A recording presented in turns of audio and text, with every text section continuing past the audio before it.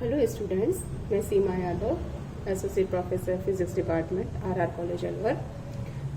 आज हम स्टार्ट करेंगे mechanics BSc part first mechanics paper का फर्स्ट टॉपिक स्टार्ट करने से पहले मान लीजिए आपसे एक सवाल पूछा जाता है कि भारत की राजधानी क्या है, तो सबका एक ही जवाब होगा और वही सही जवाब होगा कि दिल्ली।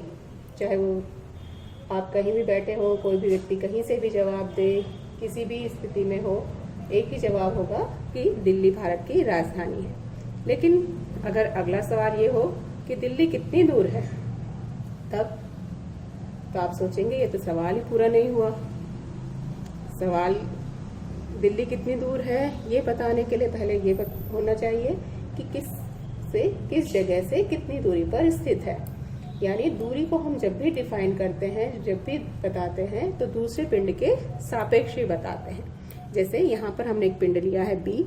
अब इस पिंड की स्थिति क्या है या दूरी कितनी है ये बताने के लिए हमें कोई ना कोई प्रेक्षक लेने पड़ेंगे। तो ए प्रेक्षक के सापेक्ष बी की दूरी ये न्यूनतम दूरी है।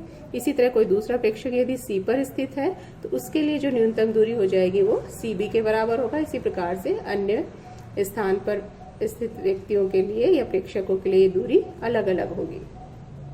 तो कोई कण या पिंड की स्थिति एक सापेक्षिक राशि है जिसको बताने के लिए हमें किसी दूसरे पिंड की सहायता लेनी पड़ती है, उसको आधार बनाना पड़ता है। उसके रेफरेंस में हम किसी पिंड की स्थिति को ज्ञात कर सकते हैं। इसी तरह से तो स्थिति एक सापेक्षिक राशि है।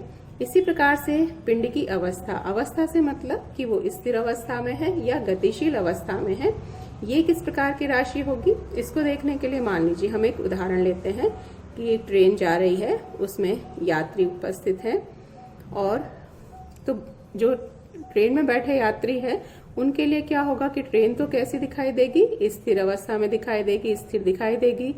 लेकिन ट्रेन से बाहर कोई व्यक्ति है और या पेड़ पौधे या अन्य वस्तुएं हैं, वो सब गति करती हुई दिखाई देती हैं। लेकिन बाहर के व्यक्ति के लिए ये ट्रेन और उसके अंदर बैठे यात्री गतिशील हैं।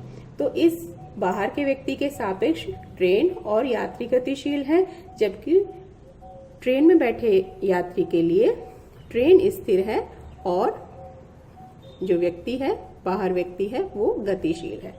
तो स्थिर अवस्था इसके लिए तो स्थिर अवस्था पृथ्वी की हो गई और स्वयं की हुई, और गति अवस्था में ट्रेन है, जबकि ट्रेन में बैठे यात्री के लिए ट्रेन स्थिर अवस्था में है और बाहर का व्यक्ति है वो गतिशील अवस्था में है।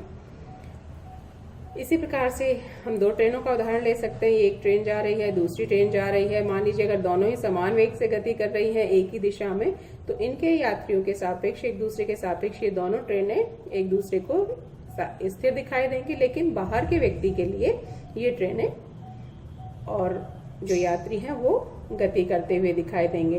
तो ट्रेन में बैठे यात्री के लिए व्यक्ति, जो बाहर व्यक्ति है, वो गतिशील अवस्था में है, जबकि बाहर के व्यक्ति के लिए ट्रेन गतिशील अवस्था में है। तो हम कह सकते हैं कि किसी पिंड की स्थिति और उसकी अवस्था यानी गतिज अवस्था या गतिक अवस्था या स्थिर अवस्था एक सापेक्षिक राशि है। उनको बताने के लिए, स्थिति और वेग को बताने के लिए हमें किसी अन्य पिंड को आधार बनाना पड़ता है। उसके सापेक्ष ही हम किसी पिंड की स्थिति और वेग की बात कर सकते हैं। तो जिस अन्य पिंड को आधार बनाया जाए उसी को हम निर्देश तंत्र कहते हैं। तो हम निर्देश तंत्र को परिभाषित कर सकते हैं कि वह वस्तु या पिंड जिसके सापेक्ष किसी पिंड की स्थिति ज्ञात की जाती है उसे निर्देश तंत्र कहते हैं। उस पिंड पर हम एक उचित निर्देश अक्षों की कल्पना कर लेते हैं।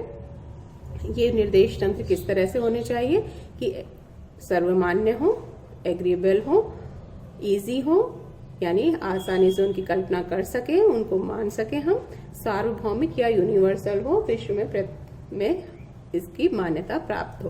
तो ऐसा सबसे सरल जो निर्देश तंत्र है वो हमने अब तक काफी बार पढ़ा भी होगा, कार्तीय निर्देश तंत्र, जिसमें 3 एक्सिस होते हैं, एक्स एक्सिस, वाई एक्सिस और जेड एक्सिस। ये तीनों अक्ष एक दूसरे से 90 डिग्री पर झुके हुए